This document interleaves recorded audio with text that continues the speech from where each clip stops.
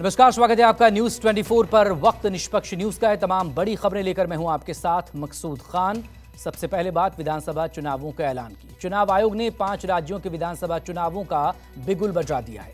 चुनाव की तारीखों की घोषणा के साथ ही बीजेपी और कांग्रेस ने अपनी जीत को लेकर दावेदारी भी शुरू कर दी। बीजेपी अध्यक्ष जेपी नड्डा ने कहा कि पार्टी सभी 5 राज्यों में सरकार बनाएगी, जबकि कांग्रेस ने भी ऐसा ही दावा ठोक दिया है। बीजेपी और कांग्रेस से इतर आम आदमी पार्टी के संयोजक और दिल्ली के मुख्यमंत्री अरविंद केजरीवाल ने भी कह दिया कि उनकी पार्टी राजस्थान, छत्तीसगढ़ और मध्य प्रदेश में विधानसभा का चुनाव लड़ेगी। The date of poll will be 7th November and date of counting would be 3rd, which is common of course for all these states, and elections in all these states would be completed by 5th of December. So date of poll is 7th November. Similarly, in case of Chhattisgarh, the elections would be in 2 phases. The date of poll would be 7th November and 17th November. In Madhya Pradesh, this coincides with the second phase of Chhattisgarh, and date of poll would be 7th November. Thereafter, Rajasthan, where the date of poll will be 23rd November in 1 phase entirely in Rajasthan.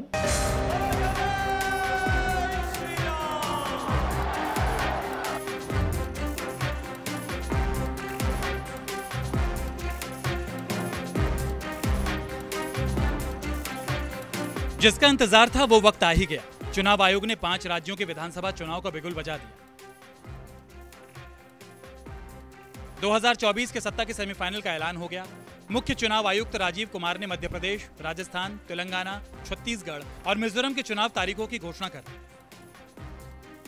सबसे पहले मिजोरम में मतदान होगा, जबकि सबसे आखिर में तेलंगाना में। चुनाव आयोग की घोषणा के मुताबिक मध्य प्रदेश में 17 नवंबर को एक ही चरण में वोट डाले जाएंगे, जबकि इसके नतीजे दिसंबर को आएंगे। राजस्थान में 23 नवंबर को मतदान होगा, तो तेलंगाना में 30 नवंबर को वोट डाले जाएंगे। छत्तीसगढ़ में 2 चरण में चुनाव होंगे। पहले चरण की वोटिंग 7 नवंबर को, जबकि दूसरे चरण की वोटिंग 17 नवंबर को होगी। वहीं मिजोरम में 7 नवंबर को वोट डाले जाएंगे और सभी 5 राज्यों के नतीजे 3 दिसंबर को जारी होंगे। विधानसभा चुनावों की घोषणा के साथ ही सियासी दल भी माइंड गेम के मैदान में उतर गए। जीत के दावे शुरू हो गए। कांग्रेस अध्यक्ष मल्लिकार्जुन खड़गे ने सोशल मीडिया प्लेटफॉर्म एक्स पर लिखा, 5 राज्यों के चुनावों की घोषणा के साथ ही भाजपा और उसके साथियों की विदाई का भी उद्घोष हो गया है। छत्तीसगढ़, मध्य प्रदेश, राजस्थान, तेलंगाना और मिजोरम में कांग्रेस पार्टी मजबूती के साथ जनता के पास जाएगी। जन कल्याण, सामाजिक न्याय और प्रगतिशील विकास ही कांग्रेस पार्टी की गारंटी है। बीजेपी अध्यक्ष जेपी नड्डा ने भी सभी राज्यों में सरकार बनाने का दावा किया, वो भी साधारण नहीं, भारी बहुमत से। नड्डा ने सोशल मीडिया प्लेटफॉर्म एक्स पर लिखा, चुनाव आयोग द्वारा विधानसभा चुनावों की घोषणा का स्वागत करता हूं। आदरणीय प्रधानमंत्री मोदी जी के नेतृत्व में भाजपा भारी बहुमत से सभी राज्यों में सरकार बनाएगी और आगामी 5 वर्षों के लिए जन आकांक्षाओं को पूरा करने के लिए कटिबद्ध भाव से काम करेगी। आलाकमान की तर्ज पर पार्टी की सेकेंड लाइन लीडरशिप और सांसद प्रवक्ताओं की पूरी पलटन जीत की दावेदारी करने लगी। बीजेपी और कांग्रेस की दावेदारी वाली जंग इंडिया गठबंधन बनाम एनडीए हो गई। हमने कल बोला था कि कम से कम 4 राज्यों में हम सरकार बनाएंगे, 5 में भी बना सकते हैं। इस तरह चुनाव का हम स्वागत करते हैं और इसके लिए हम पूरी तरह से तैयार हैं और हर जगह कांग्रेस की विजय होगी। भारतीय जनता पार्टी मध्य प्रदेश में भी और देश के अन्य भाग जहां चुनाव हो रहे हैं वहां पूरी तरह से चुनाव लड़ने के लिए तैयार है। कांग्रेस पर लोगों का भरोसा नहीं है। कांग्रेस के जो नेता हैं वो असत्य भाषण करते हैं। पिछले चुनाव में भी उनके सबसे शीर्ष नेता गए थे, उन्होंने वायदा किया था कि बेरोजगारों को बेरोजगारी भत्ता देंगे। जब सरकार थी उन्होंने दिया नहीं, किसानों का कर्जा माफ़ किया नहीं और जो जनहितैषी योजनाएं थी उनको बंद कर दिया, तो कांग्रेस पर अब कौन भरोसा करेगा। हमारी तैयारी है, हम राजस्थान में, छत्तीसगढ़ में और मध्य प्रदेश में पूरी ताकत के साथ लड़ेंगे। यकीन है कि ख़ास तौर से तेलंगाना में जहां पर हमारे एमएलएज हैं और जहां पर हम लड़ेंगे, वहां की आवाम हमारी काम को, हमारी एक्सेसिबिलिटी को, हमारे अवेलेबिलिटी को, हमारे पार्टी के मेंबर्स की उसके ऊपर हमारा साथ देगी और इंशाअल्लाह हमको यकीन है कि एक बहुत बड़ी कामयाबी से अल्लाह हमको हमकिनार करेगा। भारतीय जनता पार्टी की इन कोशिशों के बावजूद चुनाव आयोग ने हिम्मत करके 5 राज्यों के चुनाव की तारीखों की घोषणा की है।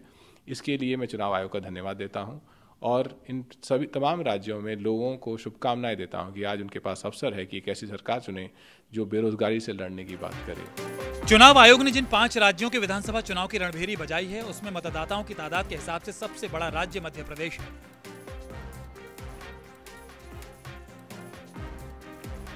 करीब 5 करोड़ 60 लाख मतदाताओं वाले मध्य प्रदेश में विधानसभा की 230 सीटें हैं और बहुमत के लिए 116 सीटों की जरूरत है।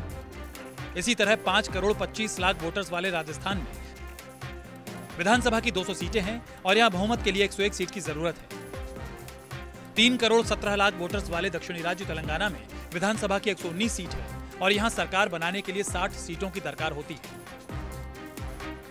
इसी तरह 2 करोड़ 3 लाख मतदाताओं वाले छत्तीसगढ़ में विधानसभा की 90 सीटें हैं और बहुमत के लिए 46 सीट की जरूरत है। पूर्वोत्तर राज्य मिजोरम की बात करें तो 8,52,000 की आबादी वाले मिजोरम में विधानसभा की कुल 40 सीटें हैं और यहां बहुमत के लिए 21 सीटों का होना जरूरी है। मध्य प्रदेश में पिछले विधानसभा चुनाव में कांग्रेस ने बीजेपी को पटखनी देकर शिवराज सिंह चौहान को सत्ता की कुर्सी से उतार दिया था, लेकिन बाद में ज्योतिरादित्य सिंधिया गुट के विधायकों के इस्तीफे और पाला बदल से कांग्रेस की कमलनाथ सरकार पैदल हो गई। शिवराज सिंह चौहान एक बार फिर मुख्यमंत्री बन गए। बीजेपी का दावा है कि एमपी में इस बार कमल खिलना तय है, लेकिन कांग्रेस की माने तो इस बार जनता उसे इतनी ज्यादा सीटें देगी कि पाला बदल और खरीद फरोख्त भी बीजेपी के काम नहीं आ सकेगा।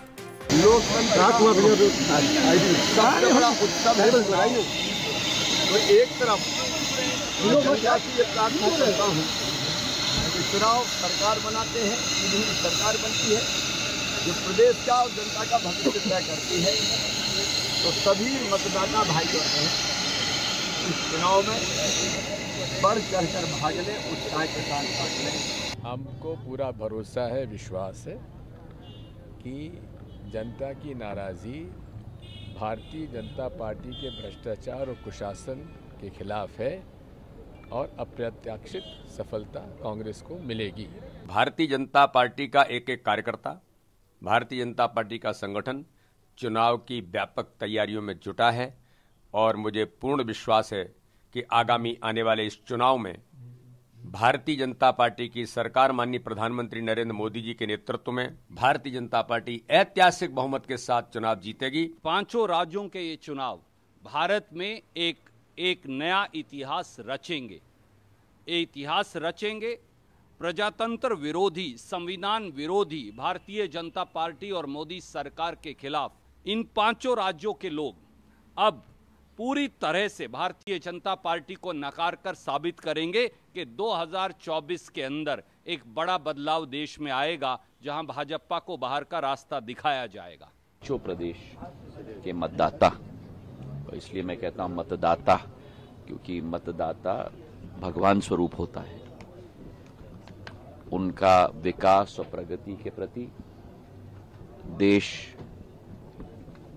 के वर्चस्व के प्रति प्रधानमंत्री जी के नेतृत्व में भारतीय जनता पार्टी की सेवा, सुशासन और गरीब कल्याण की नीति के आधार पर पूर्ण आशीर्वाद भारतीय जनता पार्टी के साथ रहेगी। छत्तीसगढ़ में भी पिछले चुनाव में कांग्रेस ने सत्ताधारी बीजेपी को बुरी तरह पराजित किया था और 15 साल से सत्ता पर काबिज रमन सिंह की सरकार को सत्ता से बेदखल कर दिया था।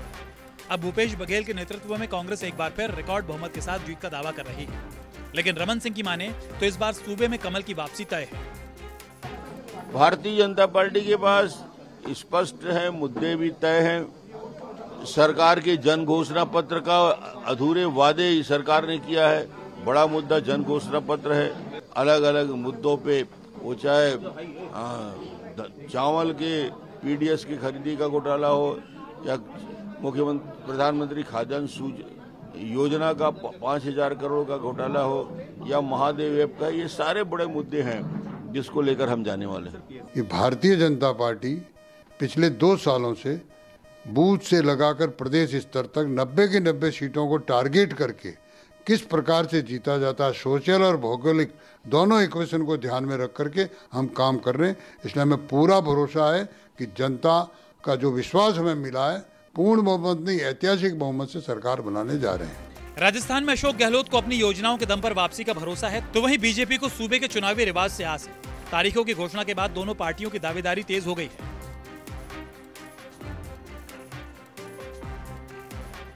हम लोग तैयार हैं और 23 तारीख को राजस्थान की जनता, राजस्थान के आदरणीय मतदाता हमारी गुड गवर्नेंस, हमारी अच्छी योजनाएं, हमारा अच्छा बजट, जो गारंटियां हमने दी हैं उससे सबसे खुश हैं। तो राजस्थान की जनता ने मन बना लिया अब की बार कि हम राजस्थान में कांग्रेस की सरकार को रिपीट करेंगे, क्योंकि भारतीय जनता पार्टी न तो प्रतिपक्ष की भूमिका ढंग से निभा पाई, आपस में लड़ रहे हैं, आपस में मुंगेरी लाल के हसीन सपने देख रहे हैं, मुख्यमंत्री के जो है गुड्डा गुड्डी का खेल खेल रहे हैं। देखिए, लोकसभा के चुनाव में हम सभी सीटें जीते थे। पंचायती राज के चुनाव में 19 जिलों में हमारे जिला प्रमुख जीते थे, जो ऐतिहासिक था। और अब की बार इस विधानसभा के चुनाव में एक नया इतिहास राजस्थान में रचा जाएगा।